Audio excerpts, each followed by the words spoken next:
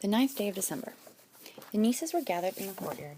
Tandra removed the whistle from around her neck. It was a special whistle, which only the creatures of the kingdom could hear. 2 short toots is a signal for the white mare, Tandra said, so she gave the whistle 2 short toots. I can't hear anything, Clipper said, strained his ear to hear the approaching gallop of a horse.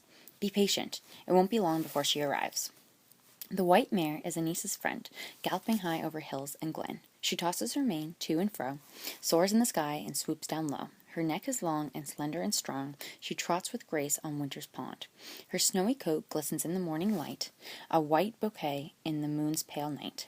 And suddenly the white mare appeared from the forest and cantered gracefully towards them. She's beautiful, Clipper explained. The white mare was the most enchanting animal in the kingdom. Her mane was braided with silver bells, and her tail glistened like spun silk. Look, Clipper shouted. There, at the edge of the forest, another one. They all looked beyond the white mare. At the edge of the pines, a young horse waited. It was the mare's colt. The white mare signaled the young colt to come galloping towards her. Clipper took an apple from his pocket and fed it to the colt. Balto passed each of them a pair of goggles. It may get windy, he said. Clipper, you can climb onto the colt's back, Tandra said. The wind at our backs, and it's time to fly, Balto said. Clipper mounted the colt, and Tandra Balto mounted the white mare. The white mare and her colt threw back their heads and whined. They were off at a gallop, and within seconds they had taken into the air. These were no ordinary horses. The white mare and her colt could gallop through the stars. Hurry up, Clipper cried as he held onto the colt's mane. The white mare and her colt banked to the left, jumped over a wispy cloud as they carried their passengers towards the glen where the trolls lived. At Troll Castle, Funica was gazing into her vat of boiling milk. The nieces had left the protection of the Niece Palace and were no longer invisible.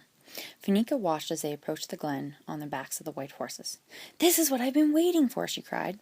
I have to prepare a special welcome for the nieces when they arrive. Yes, a special welcome indeed. Spike, who was watching Funica from the corner of the kitchen, covered his eyes with his paws. The white mare and colt continued to gallop through the skies. As the nieces looked below, they noticed that the trees were dark and bare in this part of the kingdom. The countryside was littered with big rocks and black bushes. The sun had disappeared beyond the cloud. We must be getting close to the glen, Balto shouted above the wind. Suddenly, both the mare and the colt rose on their hind legs and sniffed the air. Tandra patted the white mare's neck. There, I know you smell danger. It's the scent of trolls, but we must keep going, white mare. We have to rescue Pendulum. The white mare, calmed by Tandra's caress, continued her flight across the sky. But the colt had been frightened by the smell of danger, and rose farther back on his hind legs. Clipper slid off his back. Mama, I'm falling, Clipper shouted as he tumbled through the air, but Tandra didn't hear him. The colt followed the white mare across the sky, not noticing that Clipper had fallen. Clipper landed in a mud puddle in the middle of the forest. He stood up and looked around. All the trees in this part of the kingdom were nothing but gnarled, twisted branches.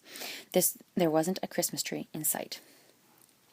It certainly isn't very pretty around here, Clipper whispered to himself, and I lost my mittens, he added, rubbing his fingers against the gold. He looked around again, trying to figure out where he was. I must be close to Troll Castle. I'll have to be very quiet, he whispered. I can't let the trolls know I'm here.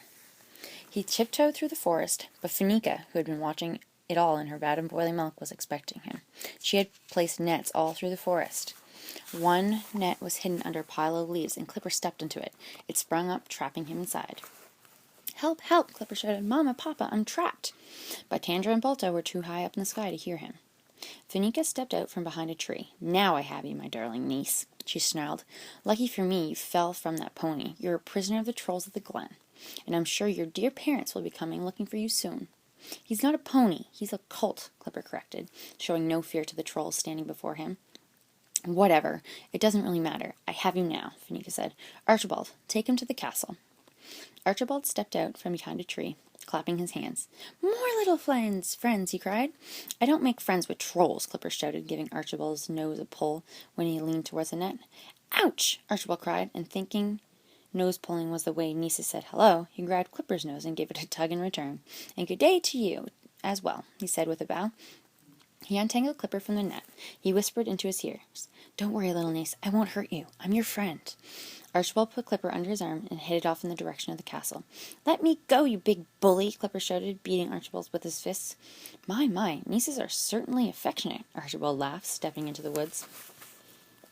The white mare and the colt were circling the sky above the forest of the glen. Tandra and Balto had discovered that Clippert had fallen from the back of the colt then. "Look, Balto, below! The trolls have captured Clippert. One of the trolls has him under his arms," Tandra shouted. "We have to go after him," Balto shouted, giving the white mare a gentle nudge in her side. On another side of the kingdom, Clo was pacing about in his library. He had been watching the niece's adventure in his fireplace. "This is a fine kettle of fish. The trolls had captured Clippert, and Finika has spread a net all over the trees. If the white mare swoops down to rescue Clippert, she'll be caught in the net. I have to do something."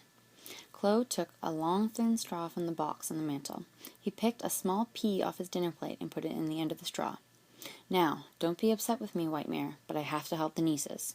Then he pointed the straw at the fireplace and put his lips to it. He blew into the straw, and the pea flew into the fireplace. Finika was impatiently waiting in the forest of the glen. Finally, she saw the white mare approach in the sky. "That's it, white mare," she coaxed. "Just a little lower, and you'll be in my net." But at that moment, the pea that Clo had shot from his pea shooter came flying across the sky. It had traveled through Clo's fireplace and into the skies above the glen. The pea struck the white mare in the rear end. It didn't hurt, but it startled her. She swung around in the sky and headed in the opposite direction, away from the glen. The colt followed close behind her. "Balto, the white mare is taking us away from the forest of the glen," Tandra called out. "Something has spooked her. I can't get her to turn around. We're heading back to the Nice Palace," Balto shouted. "But we can't leave Clipper," Tandra cried. Balto thought for a moment and then replied, "I think we should go home and consult the Nice handbook. As long as we have the book, Clipper will be safe. It's a Nice handbook the trolls really want." Finika watched as the white mare and the colt galloped off across the sky towards the Nice Palace. I lost them, she shouted. "If I hurry, I might be able to follow the white mare's flight in my vat of boiling milk. She'll lead me to the Nice Palace." Finika scurried off through the woods, but by the time she reached her castle, the white mare had already delivered Tandra and Balto safely to the Nice Palace. They were within the shadows by that time, and Finika gazed into her vat of boiling milk and saw nothing. "I'm too late," she snarled.